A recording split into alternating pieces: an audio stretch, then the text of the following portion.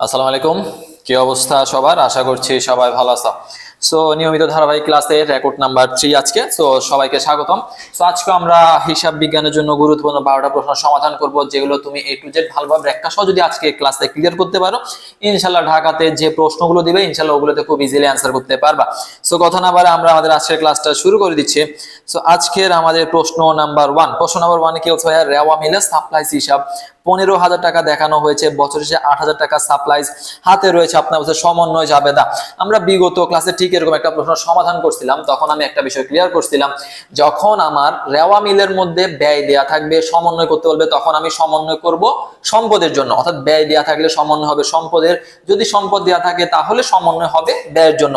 So আমাদের আজকে যে প্রশ্নের মধ্যে রেওয়া মিলে সাপ্লাইজ কি আছে, সাপ্লাইজ দিয়ে আছে। এখন সাপ্লাইজ কোন হিসাব ভাইয়া? সাপ্লাইজ হচ্ছে সম্পদ হিসাব। সাপ্লাইজ হচ্ছে সম্পদ হিসাব, এবং আমাকে তাহলে জাবেদা দিতে হবে কিসের? সমন্বয় জাবেদা দিতে হবে, ব্যয়ের জাবেদা। ব্যয়ের জাবেদা দিব আমরা, কিসের জাবেদা? ব্যয়ের জাবেদা দিব। এখন সাপ্লাইজে আমরা দেখছি 15,000 টাকা, হাতে আছে 8,000 টাকা, হাতে রয়ে গেছে 8,000 টাকা, তাহলে আমার ব্যয় হয়েছে কত টাকা? ব্যয় হয়েছে 7,000 টাকা। তাহলে যেহেতু আমরা এই 7,000 টাকা ব্যয়ের সমন্বয় জাবেদা দিব, তাহলে অ্যান্সার কি হবে ভাইয়া? অ্যান্সার হবে সাপ্লাইজ খরচ হিসাব ডেবিট 7,000 টাকা এবং সাপ্লাইজ হিসাব ক্রেডিট 7,000 টাকা। তাহলে আমাকে একটা বিষয় মাথায় রাখতে হবে, যখন থাকবে সম্পদ জাবেদা হবে ব্যয়ের, যখন থাকবে ব্যয় জাবেদা হবে সম্পদের।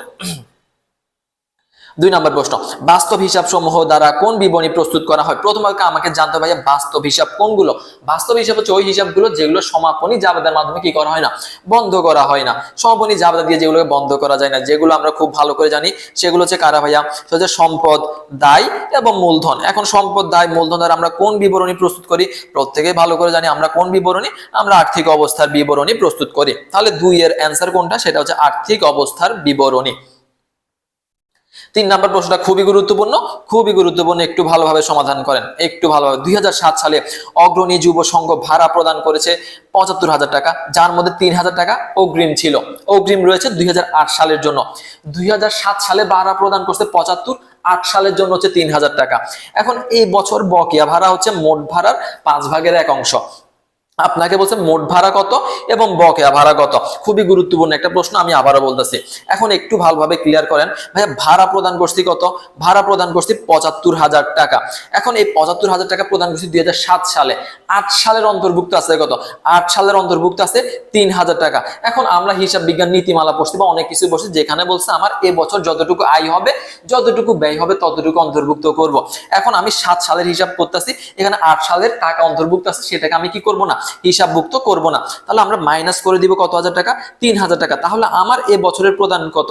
আমি এ বছরে প্রদান করছি 72,000 টাকা। এখন এই 72,000 টাকার মধ্যে আমাকে একটা কথা বলছে, 5/1 অংশ থাকবে বকেয়া। এই বছর 5/1 অংশ হবে বকেয়া অংশ। এখন 5/1 অংশ যদি হয় বকেয়া, তাহলে আমি প্রদান করব কত? প্রদান করব 4 অংশ। প্রদান করব কয় অংশ? 4 অংশ। তাহলে আমি এখন একটা জায়গায় প্রদান করলাম 72,000 টাকা, প্রদান বলছে 4 অংশ। তাহলে 4 সমান কি ভাইয়া? 4 অংশ যে কথা, 72,000 টাকা হচ্ছে একই কথা। তাহলে আমাকে বের করতে হবে মোট ভাড়া এবং বকেয়া ভাড়া। এখন প্রদান হচ্ছে 4 অংশ, বকেয়া হচ্ছে 1 অংশ। তাহলে মোট ভাড়া কয় অংশ? মোট ভাড়া হচ্ছে 5 অংশ। এখন আমরা প্রদান করছি 72,000 টাকা। এখন 4 অংশ হচ্ছে 72,000, 1 অংশ কত ভাইয়া? 1 অংশ হচ্ছে 18,000 টাকা। 4 দ্বারা ভাগ করব, 4 দ্বারা ভাগ করলে আমরা 1 অংশ পাবো কত? 1 অংশ পাবো আমরা 18,000 টাকা। তাহলে বকেয়া ভাড়া হচ্ছে কত? বকেয়া ভাড়া হচ্ছে 18,000 টাকা। ভাড়া প্রদান করছি 72,000 টাকা। তাহলে মোট ভাড়া কত? মোট ভাড়া হচ্ছে 90,000 টাকা, বকেয়া ভাড়া হচ্ছে 18,000 টাকা। অ্যান্সার হচ্ছে সি নাম্বারটা। প্রশ্ন ভালোভাবে পড়বেন, তাহলে খুব ইজিলি সমাধান করতে পারবেন। I hope clear. দেন 4 নম্বর প্রশ্ন। 4 নম্বর প্রশ্ন আপনাকে বলছে মোট দায়ের পরিমাণ কত টাকা? মোট দায় অর্থাৎ চলতি দায় প্লাস দীর্ঘমেয়াদী দায় বের করতে হবে। এখন প্রশ্নের মধ্যে দীর্ঘমেয়াদী দায় দেয়া আছে, চলতি অনুপাত দেয়া আছে, চলতি সম্পদ দেয়া আছে। তাহলে আমাকে বলছে মোট দায় বের করার জন্য। এখন মোট দায় বের করার জন্য দীর্ঘমেয়াদী দেয়া আছে, বের করতে হবে কি? চলতি দায়। এখন চলতি বের করার জন্য চলতি দায়ের কি দেয়া আছে? অনুপাতের অংশ দেয়া আছে 3 অংশ। এখন আমরা কিভাবে বের করব? ভাই চলতি অনুপাতের মধ্যে কি কি থাকে? চলতি অনুপাতের মধ্যে থাকে চলতি সম্পদ, আরেকটা অংশ কি? আরেকটা অংশ হচ্ছে চলতি দায়। চলতি সম্পদ এবং চলতি দায়। এখন চলতি সম্পদের অংশ হচ্ছে 5, দায়ের অংশ হচ্ছে 3 অংশ। এখন 5 যে অংশ সম্পদের মূল্য কত? সম্পদের মূল্য হচ্ছে 3 লক্ষ টাকা। এখন 5 অংশের মূল্য যদি হয় 3 লক্ষ টাকা, 1 অংশের মূল্য কত? 60,000 টাকা। তাহলে দায়ের অনুপাতের অংশ কত? 3 অংশ। 3 অংশের মূল্য দাঁড়াবে কত? 1,80,000 টাকা। তাহলে চলতি দায় কত? 1,80,000 টাকা। দীর্ঘমেয়াদী দায় কত? 2,50,000 টাকা। তাহলে আমার মোট দায় কত দাঁড়াবে? মোট দায় দাঁড়াবে 4,30,000 টাকা। অ্যান্সার হচ্ছে ডি নাম্বারটা। I hope clear.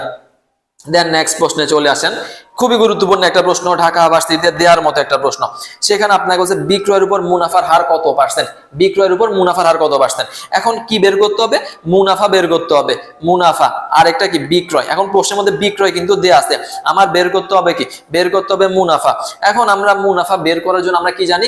বিক্রয় থেকে বিক্রিত পণ্যের ব্যয় বিয়োগ করলে কি বের হয়? মুনাফা বের হয়। এখন ভাইয়া বিক্রয় দেয়া আছে কত?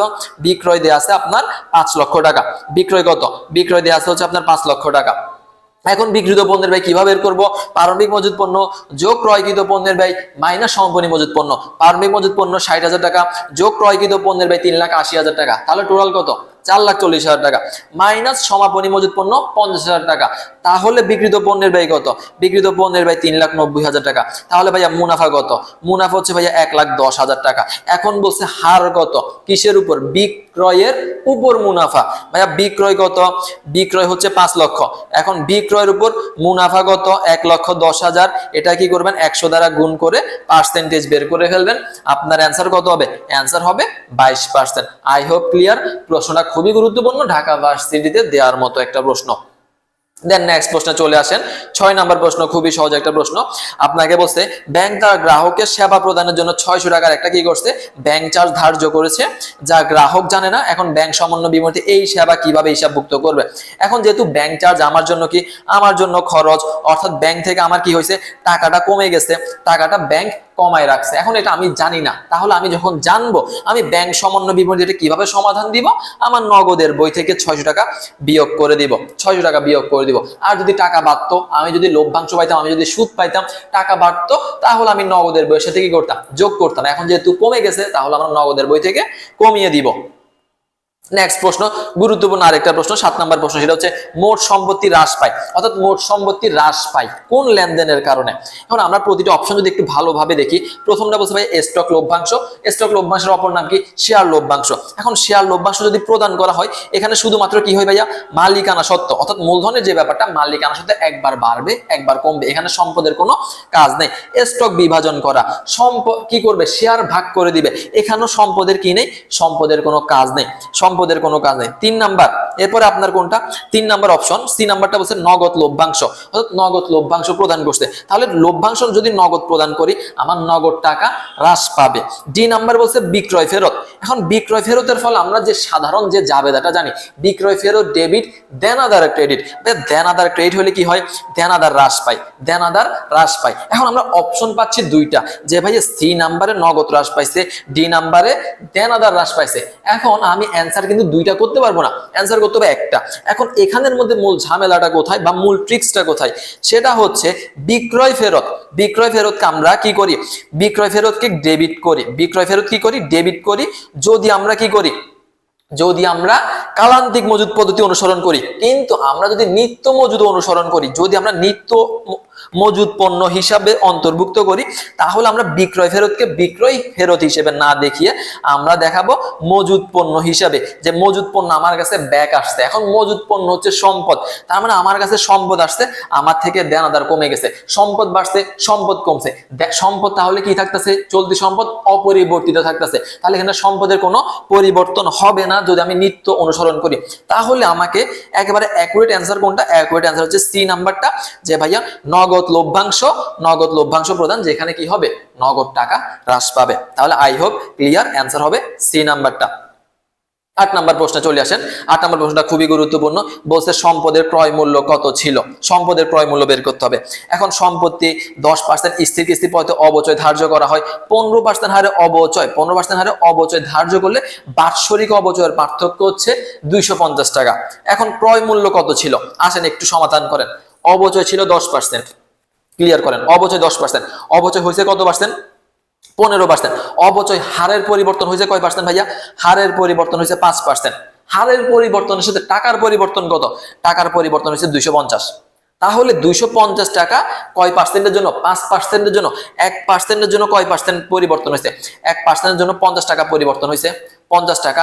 এখন আমি কি বলছি, আমি বারবার বলছি কোনো কিছুর মূল্য যখন দেয়া থাকবে না সব সময় ধরে নিতে হবে সেটার মূল্য 100 অথবা 100 দ্বারা আমরা কি করব, গুণ করব। এখন 1% এর মূল্য 50 টাকা, সম্পত্তির ক্রয় মূল্য ছিল কত, গুণ 100। এবার গুণ 100 গুণ 50 গুণ 100 গুণ 50, অ্যান্সার কত হবে, অ্যান্সার হবে এ নাম্বারটা 5000 টাকা, অ্যান্সার হবে এ নাম্বারটা 5000 টাকা। নেক্সট প্রশ্নে চলে আসেন। নেক্সট প্রশ্ন আমাদের কে বলছে, নেক্সট প্রশ্ন আমাদেরকে বলছে, অর্থাৎ একটা লেনদেন দিচ্ছে 17,000 টাকা দিয়ে একটা যন্ত্রপাতি ক্রয় করা হয়েছে, 10,000 টাকা নগদে প্রদান করছে এবং 7,000 টাকা আপনার বাকি আছে। এটা আপনার সমীকরণের মধ্যে কি ধরনের পরিবর্তন করবে? সো আমরা যদি এটা লেনদেনটার একটু জাবেদা দিই, জাবেদা দিলে আমরা কি করছি, যন্ত্রপাতি ক্রয় করছি। এখন আমাদের কাছে যন্ত্রপাতি আসছে, যন্ত্রপাতি সম্পদ ডেবিট, নগদ প্রদান করছি, নগদ ক্রেডিট এবং আমার কি আছে 7,000 টাকা বকে আছে। তাহলে পাওনাদার ক্রেডিট অথবা প্রদেয় হিসাব ক্রেডিট হবে। তাহলে আমার সমীকরণ a = l + o এর মধ্যে কয়টা অংশ আছে, এটা হচ্ছে এর অংশ এবং এটা হচ্ছে কিসের অংশ, দায়ের অংশ। তাহলে পরিবর্তন করবে কাকে, পরিবর্তন করবে সম্পদ এবং দায়ীকে, অ্যান্সার হবে এ নাম্বারটা। দেন 10 নম্বর প্রশ্ন, 10 নম্বর প্রশ্ন অর্থাৎ আপনার বাট্টা সংক্রান্ত। আপনার 600 টাকা ধরে 50টি পণ্য ক্রয় করা হয়েছে, 20% হচ্ছে কারবারি বাট্টা, 5% হচ্ছে নগদ বাট্টা। এখন নগদ বাট্টা আমরা কখন পাবো, যখন আমরা নির্দিষ্ট সময়ের মধ্যে টাকাটা পরিশোধ করব। এখন আপনি যদি নির্দিষ্ট মেয়াদের মধ্যে টাকাটা পরিশোধ করেন তাহলে আপনার কত টাকা পরিশোধ করতে হবে সেটা বের করতে বলছে। এখন আমরা 600 টাকা করে 50টা পণ্য ক্রয় করছি, মোট মূল্য কত, মোট মূল্য দাঁড়াবে 30,000 টাকা, মোট মূল্য কত 30,000 টাকা। এর মধ্যে কারবারি বাট্টা পাইছি কত পার্সেন্ট, 20%। 30,000 টাকার যদি 20% করি কারবারি বাট্টা যাবে 6,000 টাকা, তাহলে টাকা বাকি থাকলো কত, 24,000 টাকা। এখন আমি যদি নির্দিষ্ট সময়ে পরিশোধ করি আমি 5% বাট্টা পাবো। এখন আমাকে বলছে আপনি নির্দিষ্ট মেয়াদের মধ্যে পরিশোধ করছেন, তাহলে আমি কয় পার্সেন্ট বাট্টা পাবো, 5%। 5% বাট্টা দাঁড়াবে কত, 1200 টাকা। তাহলে এটা আমি ছাড় পাচ্ছি, তাহলে আমি পরিশোধ করব কত, পরিশোধ করব 22,800 টাকা। অ্যান্সার হবে কোনটা, অ্যান্সার হবে সি নাম্বারটা। I hope clear. 10 নম্বর প্রশ্ন। 11 নম্বর প্রশ্ন, মুখ্য ব্যয়ের অন্তর্ভুক্ত নয় কোনটি? খুবই সহজ একটা প্রশ্ন, মুখ্য ব্যয়ের অন্তর্ভুক্ত নয় কোনটা হবে, অ্যান্সার হবে ডি নাম্বারটা কারখানা ও পরিব্যয়। কারণ আমরা জানি মুখ্য ব্যয় বলতে সকল প্রত্যক্ষ খরচকে বোঝানো হচ্ছে কাঁচামাল সহ। তাহলে প্রত্যক্ষ শ্রম, প্রত্যক্ষ কি হবে, প্রত্যক্ষ ব্যয় এবং প্রত্যক্ষ কাঁচামাল, এগুলো কিসের অংশ, এগুলো হচ্ছে মুখ্য ব্যয়ের অংশ। এবং লাস্ট এবং গুরুত্বপূর্ণ একটা প্রশ্ন, একটু ভালো করে মাথায় রাখবেন, উৎপাদন ব্যয়ের মুখ্য দুইটি উদ্দেশ্য বলছে। মুখ্য দুইটি উদ্দেশ্য কি ভাইয়া, আমরা সবাই জানি ব্যয় নির্ণয় এবং ব্যয় নিয়ন্ত্রণ হচ্ছে উৎপাদন ব্যয়ের মুখ্য উদ্দেশ্য। এখন দুইটা অপশন যখন একসাথে থাকবে তখন আমি অবশ্যই এটাকে অ্যান্সার করব, কিন্তু যখন ব্যয় নির্ণয় ব্যয় নিয়ন্ত্রণ আলাদা অপশন থাকবে, অর্থাৎ এটা থাকবে ক নাম্বার অপশন, এটা থাকবে ঘ নাম্বার অপশন, তখন আমি কোনটা অ্যান্সার করব, অবশ্যই আমি অ্যান্সার করব ব্যয় নিয়ন্ত্রণকে, ব্যয় নিয়ন্ত্রণকে। সো এটা হচ্ছে আমাদের আজকে ক্লাস নাম্বার 3, এটা হচ্ছে আমাদের আজকে ক্লাস নাম্বার 3। আই হোপ সবার ক্লিয়ার, আই হোপ সবার ক্লিয়ার। সো এগুলো একটু ভালোভাবে ব্যাখ্যা সহ ভালোভাবে একটু দেখবেন, ইনশাল্লাহ পরীক্ষার হলে কমন পাবেন। সে এতটুকুই, ভালো থাকেন, সুস্থ থাকেন।